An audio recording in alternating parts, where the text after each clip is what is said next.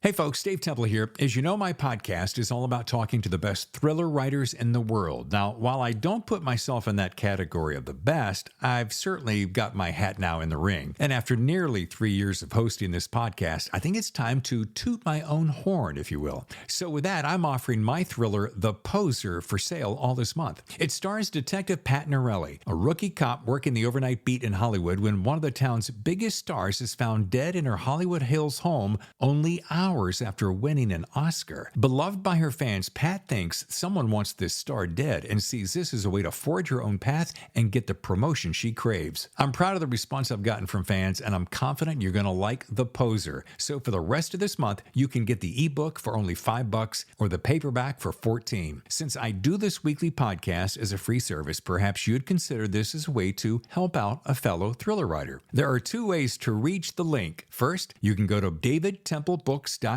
scroll down to see The Poser, click, and you're on your way. Or head over to Amazon. You can find it there. Again, davidtemplebooks.com or Amazon. Thanks in advance for your support. And now, on with the show.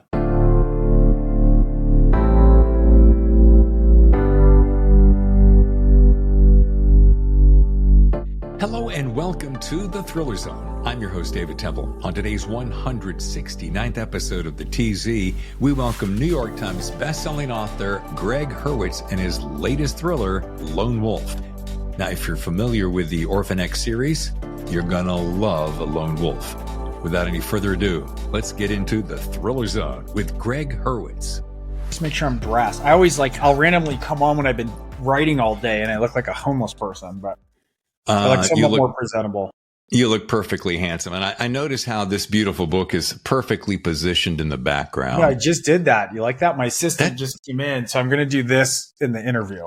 Is that distracting? Is that weird? Not at all. No, matter of fact, I'll match you and I'll just do this. Yeah. Well, anyway, hey, all welcome right. Gregg Hurwitz to The Thriller Zone. Thank you. I'm delighted to be in the Thriller Zone. The Thriller Zone's where I feel like I live, man. So this is I just get to talk to somebody else instead of the voices in my head. Yeah, which I'm sure there are plenty, aren't there? Alas. There is so much to talk about Lone Wolf. We're going to get to it. I do want to take just a couple of minutes to talk about you. We're going to spend plenty of time on this little Orphan X thriller that is riveting. And I got to tell you, so I got some comments about your antagonist assassin that I really like. Well, I'm looking forward to it. I want to hear. Should you cheer for the bad person as well as the good person? You should be confused. It should give you a confused, tingly feeling in your spine. Okay, I'm going to go with that. That's what we're going for. It's yin-yang or yin-yin. Darkness and darkness. Well, and there's going to be plenty of all of that. I do want to say, as we mentioned earlier, in case it didn't get mentioned, it was Thriller Fest 2022. You had just come off of a panel, and let me see if I remember. It was Craft Fest, because that's one of my favorite things up there. You had just spoken at a panel, I want to say, something you know a little about, how to craft a successful series, I think it was. You had quite a few peeps up in your arena. And anyway, so it's good to see you again. I remember I bumped into you, and I said, Gregg, what have I got to do to get you on the show? And you said, call my people, babe. Call my people. I called you babe? Gosh, did you call human resources? That could be really bad. And I'm the co-president of International Thriller Writers. The last thing I needed was a David Temple yellow journalism bit to get me canceled. I'm never coming back. Did we start this thing, babe? No, we've already started it, babe. Oh, I see.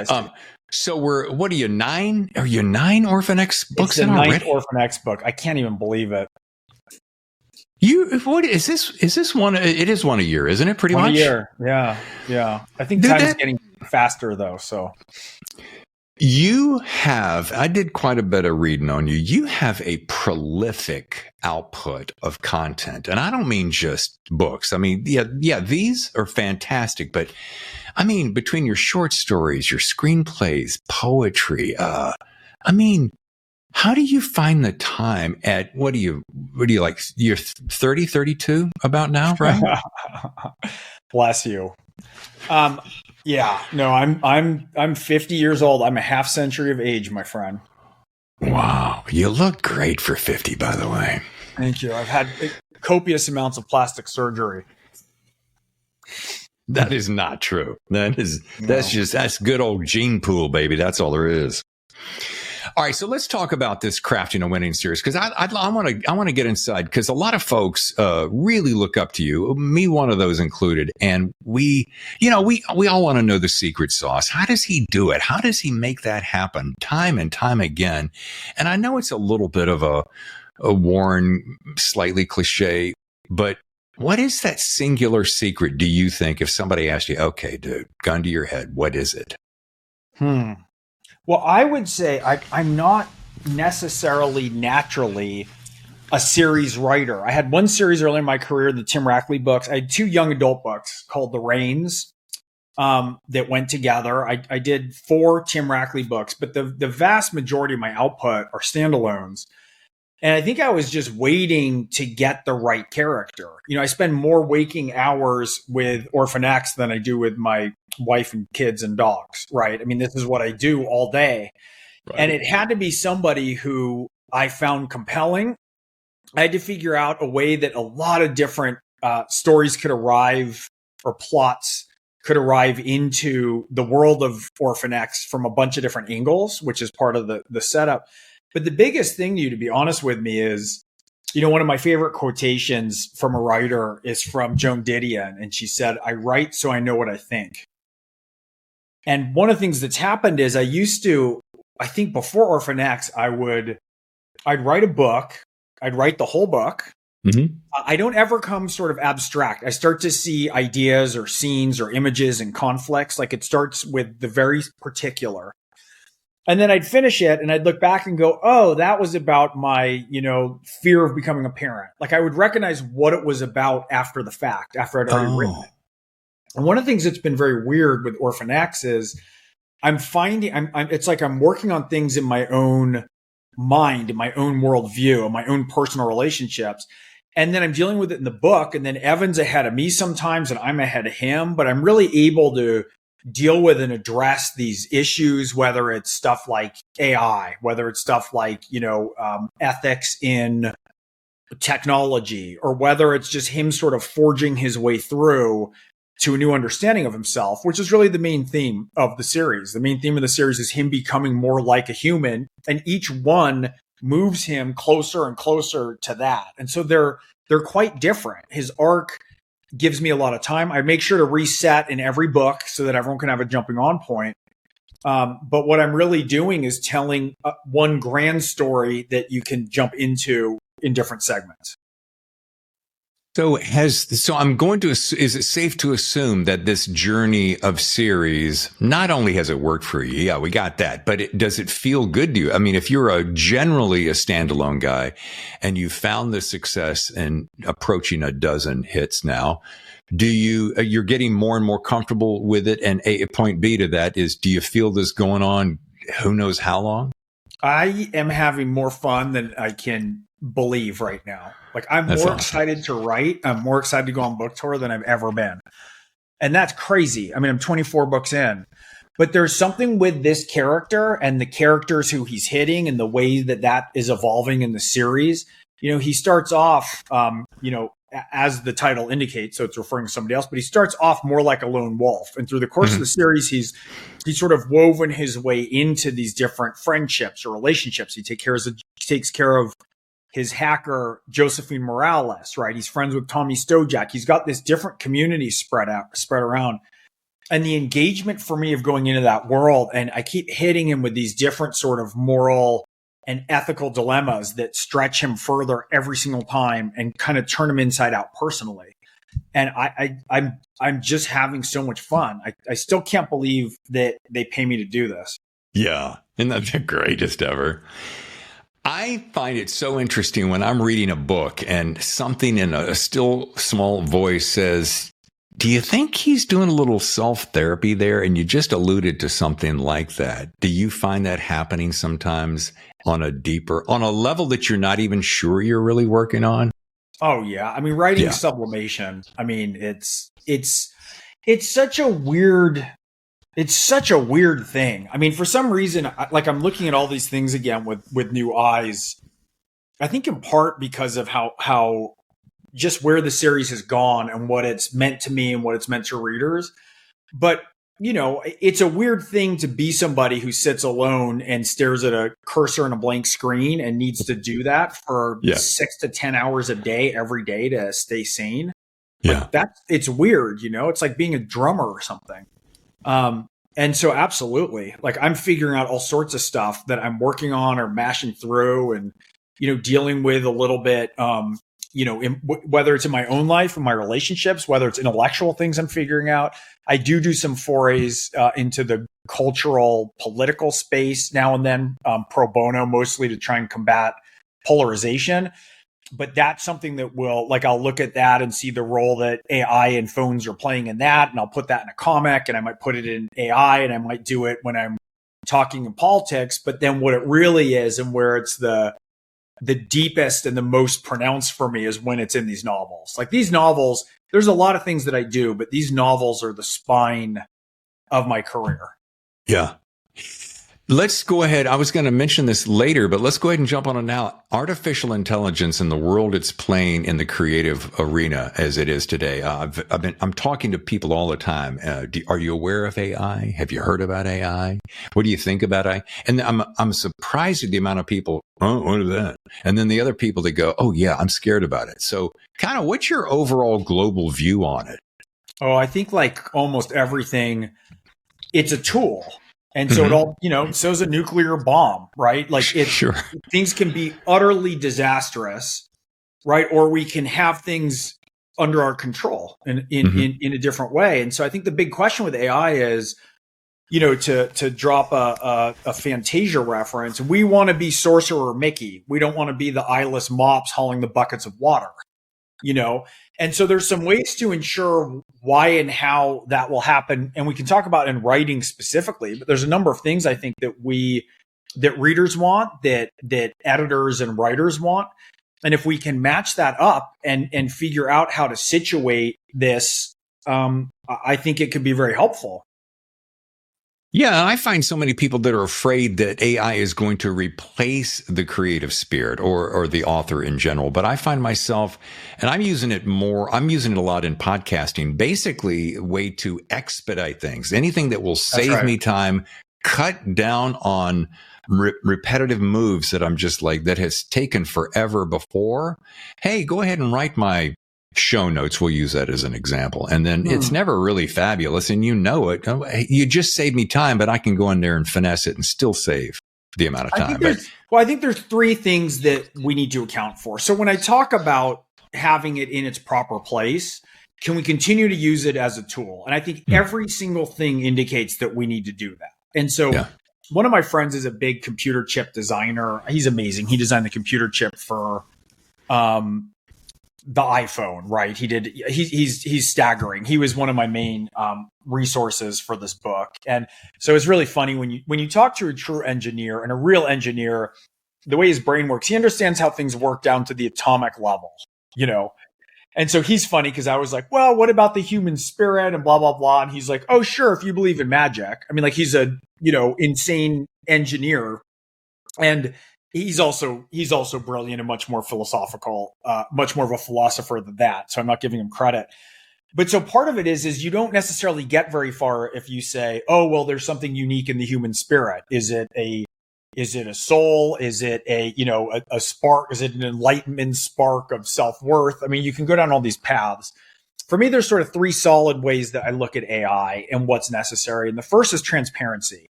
People want to know that they are reading something that I've written. I might use an AI to research what the weather is in Maine, but we use AI anyways for that, right? We use a Google search and we use spell check. And so if things can continue, if I can get to answers faster, that's fine. But people want to know that. And we did some polling at ITW, International Thriller Writers, and you can find it on our website. And people, I think it was like 97% of people don't want to read a book by a dead author.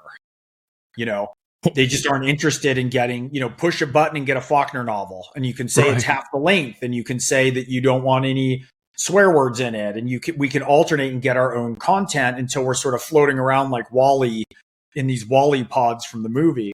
Right. So number one is transparency. We have to tell people what it is that we've done. If it's an AI book, they need to do it. So far, that's backed by copyright, so that's good. But the second thing really is what we want, what fires our engines, what turns us on, what uplifts us is human excellence, right? We want to see somebody pole vault. When Deep Blue was created, nobody tuned in to see Deep Blue play Deep Blue. We wanted to see how Kasparov would fare against it. I don't want to watch a AI basketball game, right? I want to see Steph Curry shoot a 3-pointer. Right. And I do think that there is something like why we watch the Olympics, why we're drawn to these things, to know that a human made that. And as much as things can be stamped out and you have like Andy Warhol-like commentary, I like knowing that Faulkner sat down and wrote something, or Richard Wright, or Dennis Lehane, or Megan Abbott, right? We like to know that it came from a person and it's representative of their brilliance and their evolution over time and across books also, rather than something that's merely algorithmically selected. So that's two. The third thing I would say, and in a lot of ways is the most important, is community. And what that means is, like, let's say that I can push that button that I said and have, I want my own Tom Clancy book, but written just for me. And I want it to be about 2 submarine captains and pull my references from social media and do all my stuff. And, oh, it's so great. It's this bespoke book written just for me. Well, that's a nightmare, because what we're lacking is our shared kind of communion around a story that we're discussing in common. Right. We have a community. We're talking about Lone Wolf. There's one Orphan X book that comes out a year. It will never be written by AI. And we all read the same book. And that's that thing that we had in movie theaters, right? When we used to line up for it.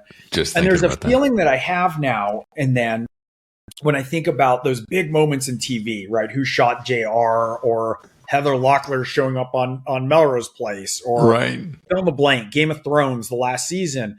And as we've moved away from appointment viewing to streaming, part of what happens is we have these like constipated conversations of like, oh, have you seen White Lotus? Well, what app? And I'm in season 1. Don't tell me season. We can't talk anymore. Yeah. And there's something that's very important about communing around a shared narrative. That's what we've always done since we were sitting around a fire. Right. And so, there's times now when I'm laying in bed and I'm flicking through $1 trillion of free content to me, or not free content on Apple TV, and nothing feels special, and we don't want to be fed everything. We don't know what we want. And I think what we don't want is a bunch of books that are made and tailored precisely to us. I think it's a recipe for disaster. It's Pleasure Island from Pinocchio. That's what it is. It's so funny. I was just talking to an author recently about the fact that no matter how many channels we get, we want more. The more we get, the more we have, the less we're happy, the more we're frustrated that we can't find something new. It's a ridiculous, wacky period of time. So you're going thumbs up to the fact that you got volumes of work to watch. And then you're like, oh, there's never really anything quite that I want to see. Right. Well, I mean, how many stories are there? Foundational stories, myths, like I mentioned Pinocchio, about what happens when you have everything you want. Does that make you happy? Has that ever made anyone happy? And we can see the effects of it in a whole bunch of different ways. But, we don't need to detour too far into that. But there's something to be said for not having something. I remember even with songs, I used to be so excited when a new favorite song came on the radio. Mm-hmm. I mean, I'm like dating myself now as an elderly person.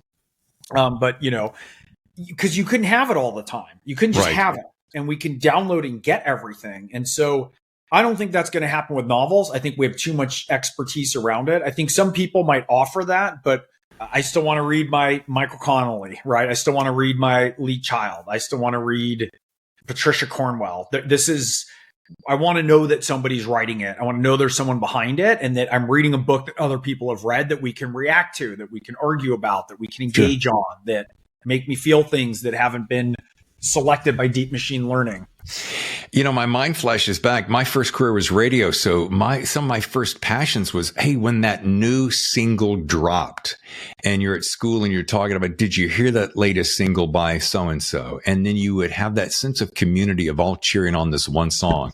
And then come the weekend when Casey Kasem would come on and talk about where it went up the charts. Again, it was a shared event, a shared enthusiasm that was kind of singular at that moment. Well, we feel alive. One of the things I always say, it's so weird. I've never kind of made this connection till now.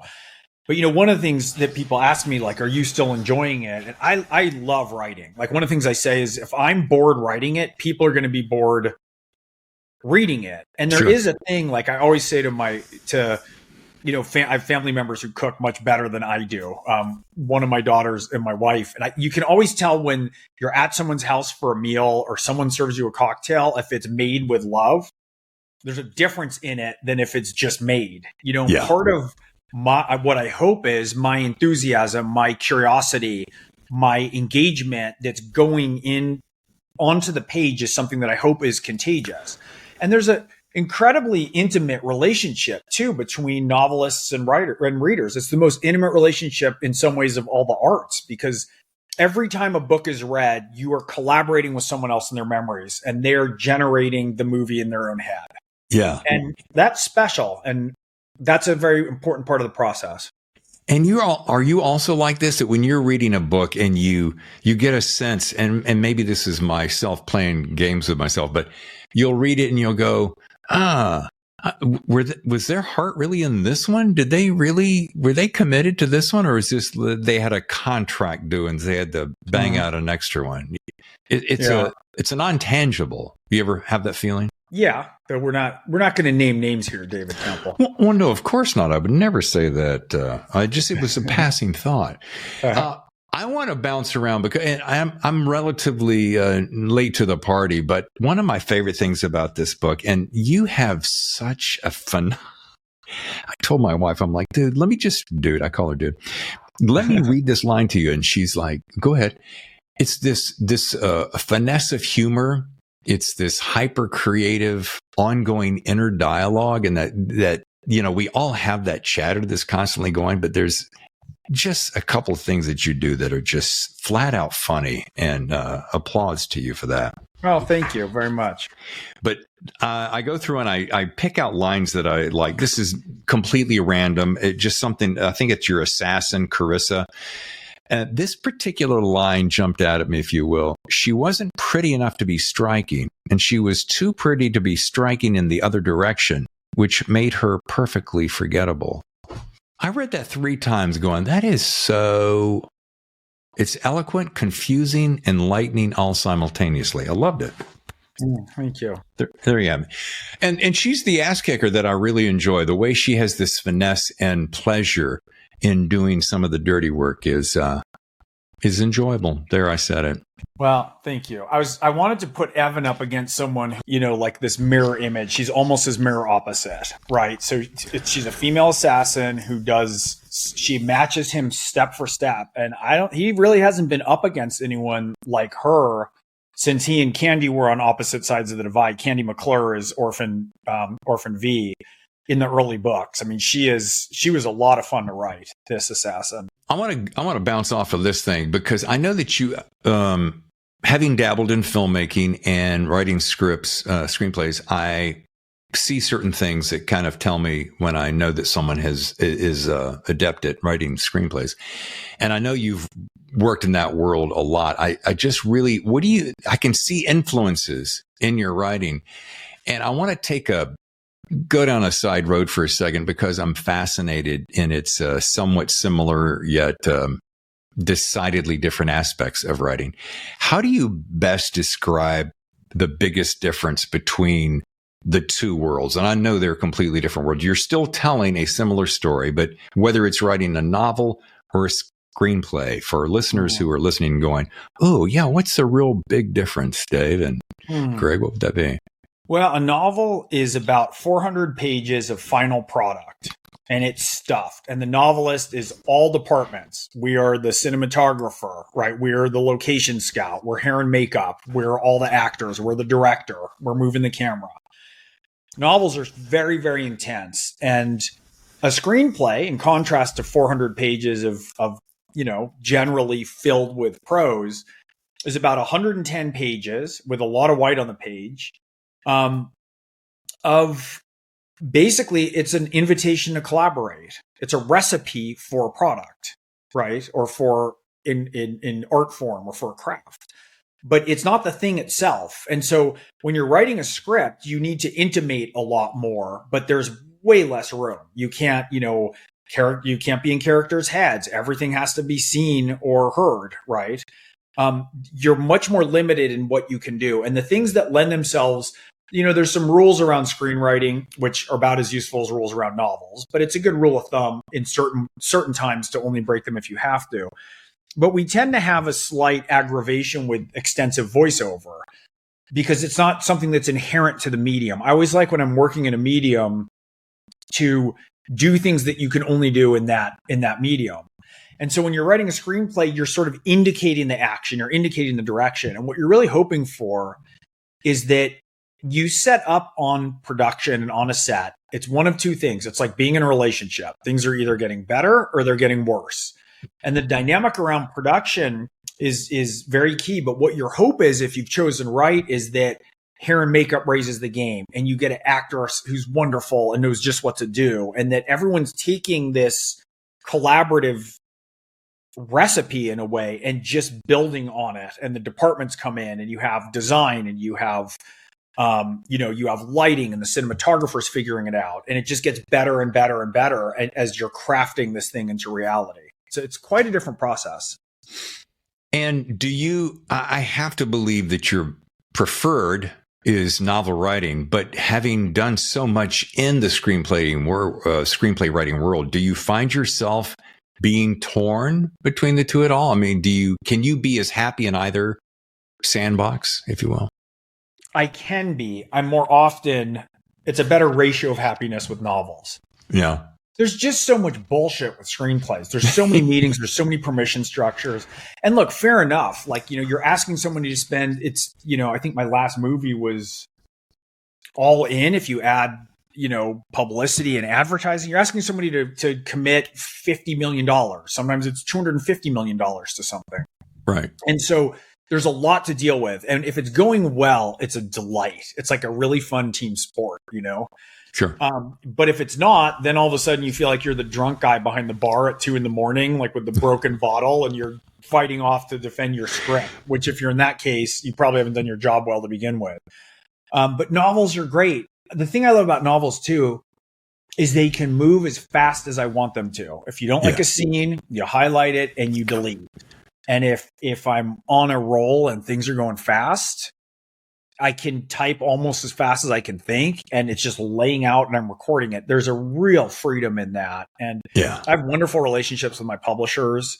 And so the sort of, I always gauge things for the ratio of kind of bullshit to creative fun. I love, I have a hard time saying no to things that are fun. Yeah. And novels have been wonderful. And they've also given me the freedom to not have to deal with the Hollywood side in ways that are aggravating. So I can kind of go in when it, like my last movie, well, I guess both my movies were based on spec scripts, like original stuff that I wrote. Whoa. We have a third one right now that we're hoping to move forward. And so, it gives me a lot of freedom to be able to do that and to move around.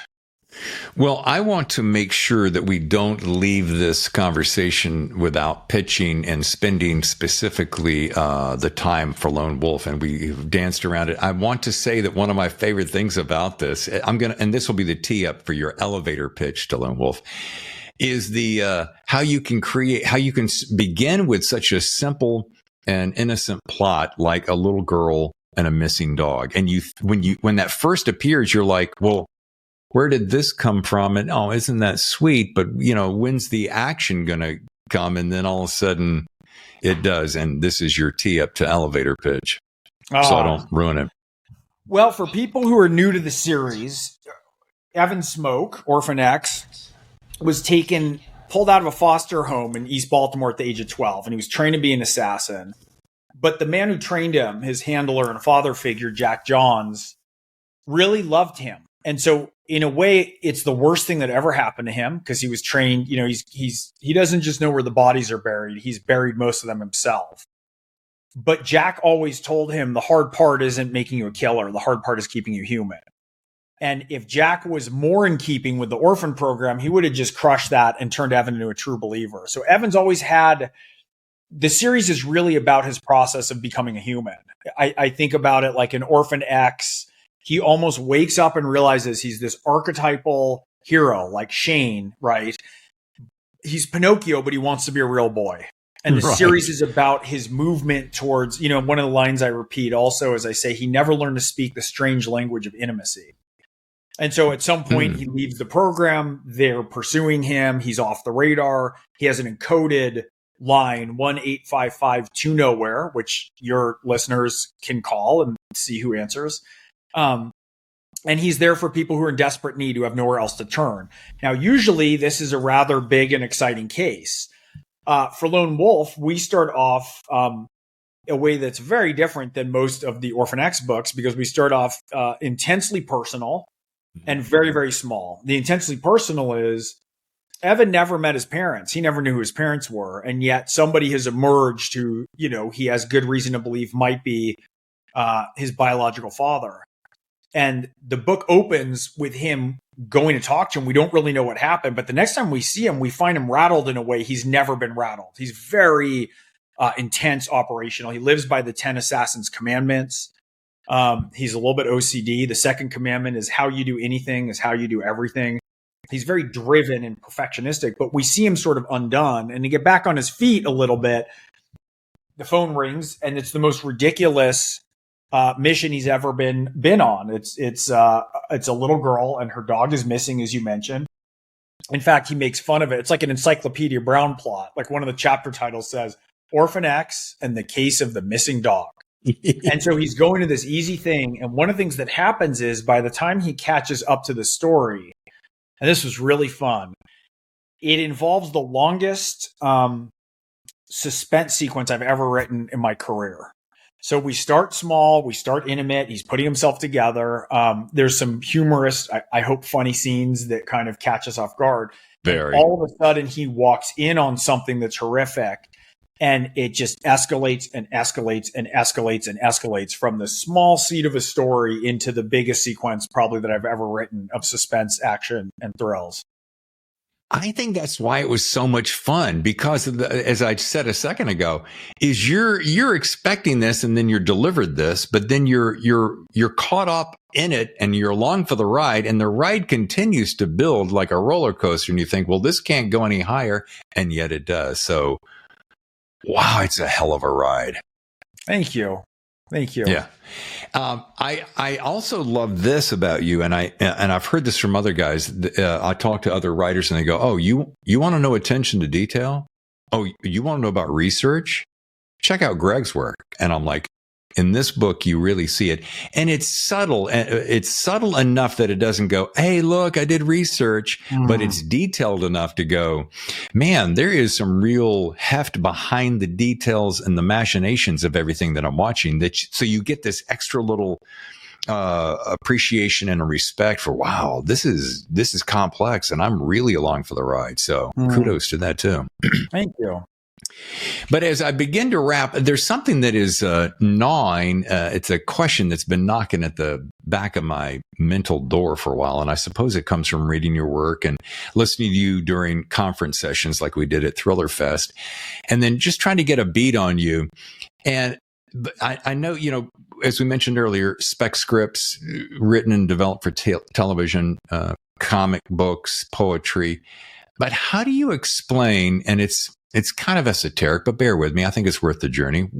How do you explain that fire that burns within you that allows you to craft not only such depth, but this epic, expansive work? What is that thing? And maybe how far back did it start? What lit that fire in you that's so evident and so palpable? I think it's probably two things that come to mind.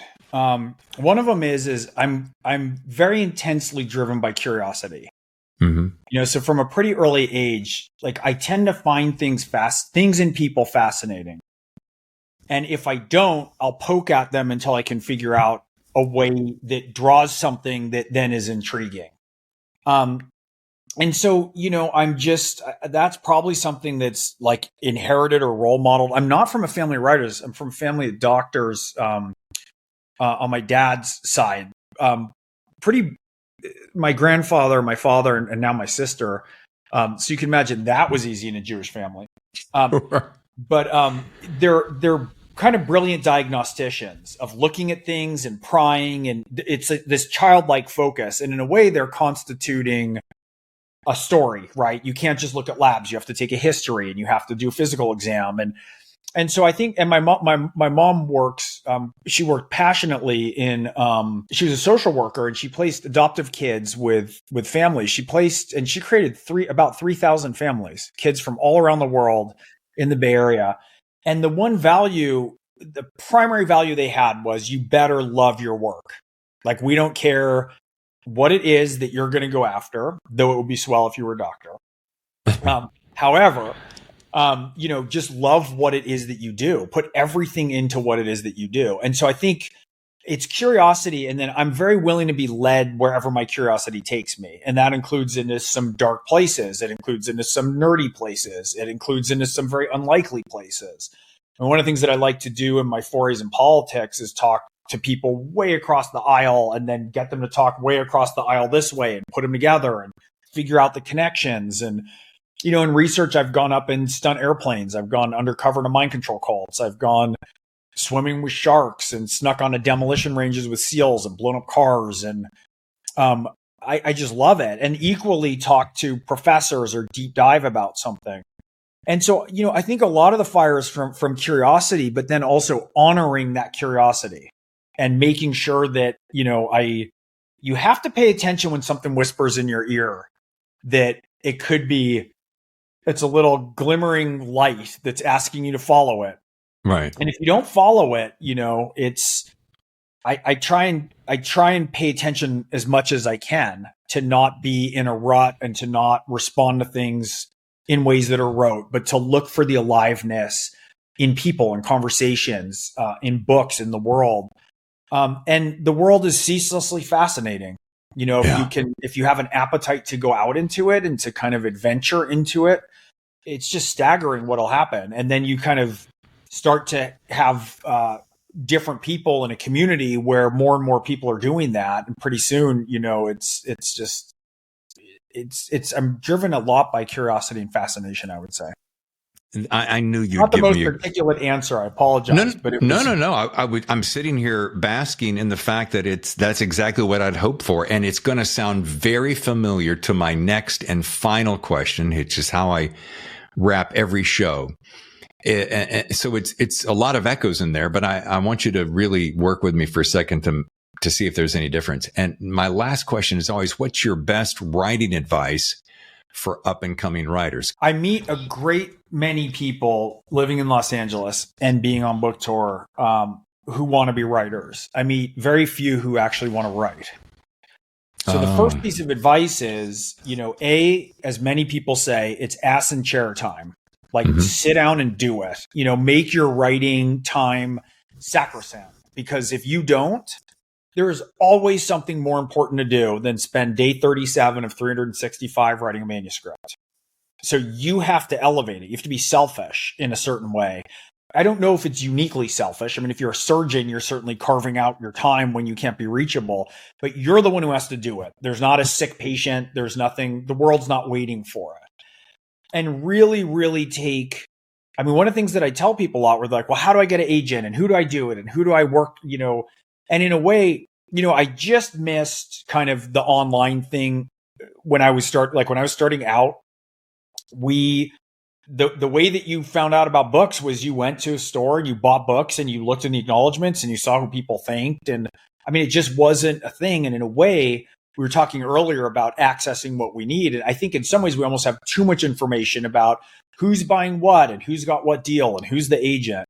And the thing that I impress on people is, I've brought 16 books to my agent probably I've been with her since 2006, and she signed one person. You know, it's when an agent is going to sign you, right? How often does that happen? Once, twice a year, maybe. Maybe if they're expanding their list 3 or 4 times. I mean, they're not. And so and then the same process happens with an editor, right? An editor doesn't buy something, acquire something every week. A very active editor has, how many books would you say in the course of a year? It's not a ton. And so the one thing that you have to offer is the way that you see the world that's different than anybody else. It's as unique as your thumbprint. Right. And if you can put your attention on that and figure out what it is that you have to say and get it in as good possible shape as you can. Don't write 16 different drafts of a book. Write one book through 16 drafts and get it to that point of excellence that makes it undeniable. And then you put it across. And how you do that is not by chasing the market. It's not by researching all the stuff and knowing whose friend's cousin's dad can get you a read at an agency. Right. It's knowing that you've done the thing and that you love it, that you've worked on this manuscript and you've read books and you're passionate about it. And the other thing that I'd say, which this isn't advice that I've really given as much before, but it's something of a dying art, I think, to have really personalized letters and correspondence, even if that's emails with people. I mean, I remember early in my career when I was first going out to ask for blurbs, I didn't know anybody. I had my first book sold. I'd never met a novelist in my life. I mean, I didn't know anything, right? There wasn't Thriller Fest. I wasn't hooked in to any of this. But there was one writer who I admire enormously. Her name's A.M. Holmes. She's terrific. She wrote a book called The End of Alice that's just mind blowing, and a arm's length of other beautiful work. But I was kind of going to her. I figured it probably wasn't really gonna be a hit for my book, but I knew her through somebody. But I literally read like all of her books before I wrote her a letter. I mean, at the time she had maybe 4 or 5. But to really take the time, if you're writing to an editor, know their list, right? If you're writing to reach out to somebody, if you're a huge Mark Greaney fan, if you're a huge Lee Child fan, if you're a huge Lisa Unger, Lisa Gardner fan, read their work, talk about their work, personalize your letter, be excellent in what it is that you're seeking to do, because excellence is demanded. Yeah. Dude, that's a little miniature masterclass right there. Can I just say that? Well, thank you for that advice. Thank you for that insights. Appreciate your time. I know I'm running a little bit over, so I just want to say, folks, if you'd like to learn more, go to gregghurwitz.net. And once again, the book is Lone Wolf, and it's really something else. They're all great rides, and each ride feels a little more powerful than the last. I don't know if it's because of stacked enthusiasm or what, but congratulations. And Gregg, thanks for the time. I really appreciate it. Oh, thank you very much. It's been nice talking with you. Thanks again, Gregg. Folks, next week we have a special guest. I met him for the first time at Thriller Fest, and I am so excited to have Nick Petrie come back to the show. And this time we're going to be talking about his latest Peter Ash novel called The Price You Pay. So make sure you join us next Monday for Nick Petrie. Until then, thank you so much for subscribing to our YouTube channel at youtube.com/The Thriller Zone. And of course, stopping by our website, which is thethrillerzone.com. Your kind comments on both Twitter and Instagram at The Thriller Zone, as well as your reviews on Apple Podcast or wherever you get your podcast, are so very welcome. I'm David Temple, your host. I'll see you next time for another edition of The Thriller Zone.